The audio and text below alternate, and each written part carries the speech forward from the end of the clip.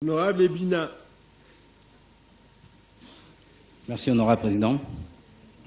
Je voudrais rebondir sur la question de l'Honorable Mensah sur le péage. Ma question, c'est à Monsieur le Premier ministre. À Igné, nous avons deux péages.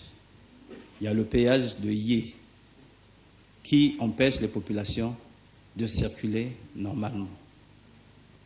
Je voudrais ici que Monsieur le Premier ministre dise à ces populations comment faire, parce que ce péage, quand on est du côté de Boulonkio, pour venir à 45, on paye, vice-versa. Le péage est carrément installé dans la circonscription. Et aujourd'hui, ça pose problème. Donc, c'est ma préoccupation. Merci, Honorable Président. Merci. Constatant l'état délabré de nos routes, on était en train de réfléchir d'avoir des partenaires qui pourraient nous aider déjà à contrôler les tonnages qui passent sur nos routes. Parce que certaines catégories de transporteurs dégradaient nos routes. On a eu recours à la société Afrique Pesage, qui a commencé à travailler en 2018. Son rôle, c'est le pesage. Elle a précédé l'arrivée de la LCR, la Congrès de route. La LCR, son rôle, c'est de faire le péage sur des tronçons bien précis, avec un contrat de concession, donc une vraie délégation de service public qui est donnée à cette société sur la nationale 1 et R1 bis, c'est-à-dire de Brazzaville jusqu'à Mindouli. Voilà là où elle est censée travailler. Et bien sûr, il n'y a pas éviction de l'une à l'autre, non? Chaque structure a son domaine. Mais Madame les députés a pu le penser, puisque Afrique Pesage avait en effet à la sortie de Kintélé mis un poste qui est juste à 2 km ou plus de 2 km de premier péage de Lifula. On a pensé que ça faisait beaucoup de ruptures de charge pour les transporteurs. On a préféré démanteler Afrique Pesage, qui continue à exister, qui travaille sur les autres tronçons. Donc, aucune société ne vince l'autre, chacun dans son domaine.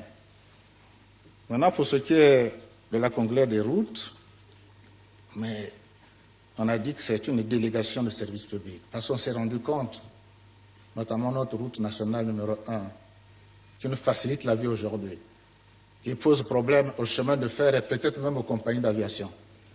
Parce que les Congolais ont dû faire l'arbitrage, de faire la route. Ça prend du temps, mais ils ont fait leur arbitrage.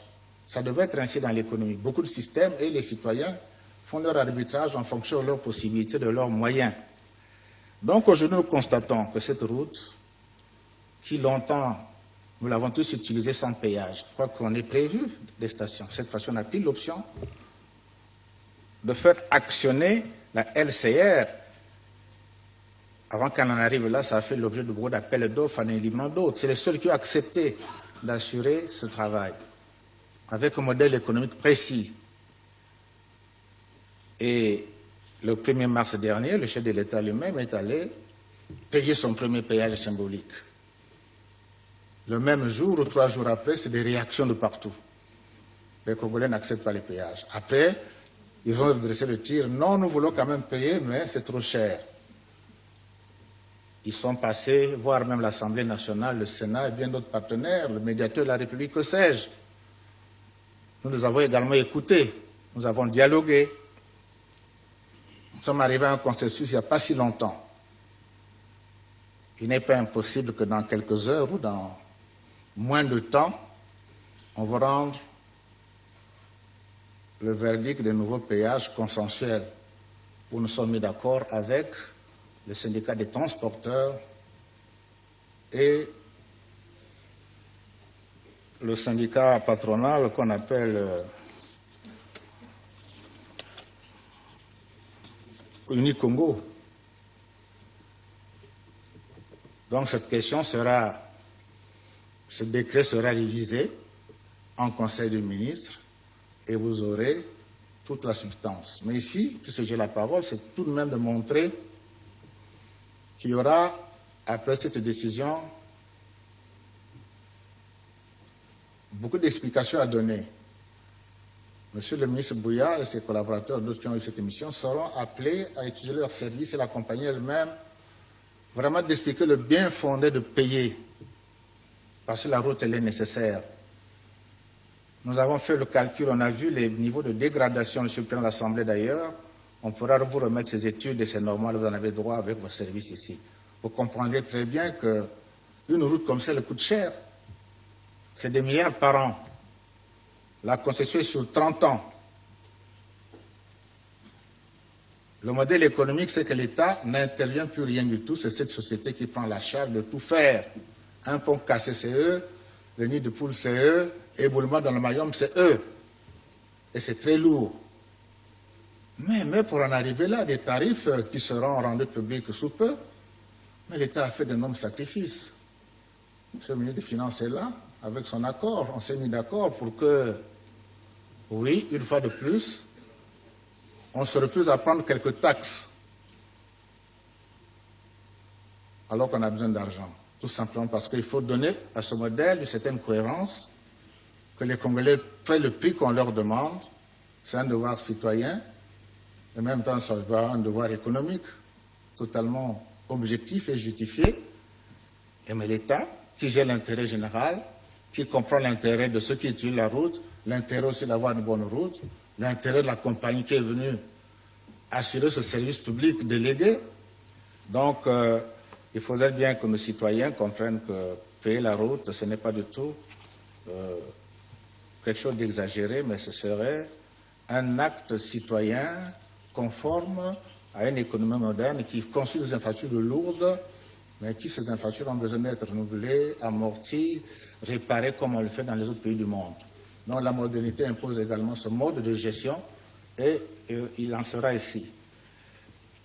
C'est une société, la LCR, excusez-moi, c'est une société d'économie mixte. Hein. L'État à 15%, et juste une société française à 15%, la SE, société chinoise, 70%. Là aussi, c'est un modèle assez original où nous avons mis les Chinois et les Français ensemble. Une forme de coopération. Ce n'est pas toujours évident, mais ça a été fait. Et bien sûr, son rôle n'est pas d'amasser des grands bénéfices. Son rôle, c'est d'abord de la liquidité sécurisée pour intervenir dans les routes.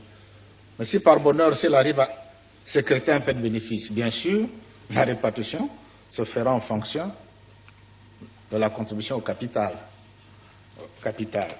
Maintenant, le volet de la question, c'est qui en assure la tutelle?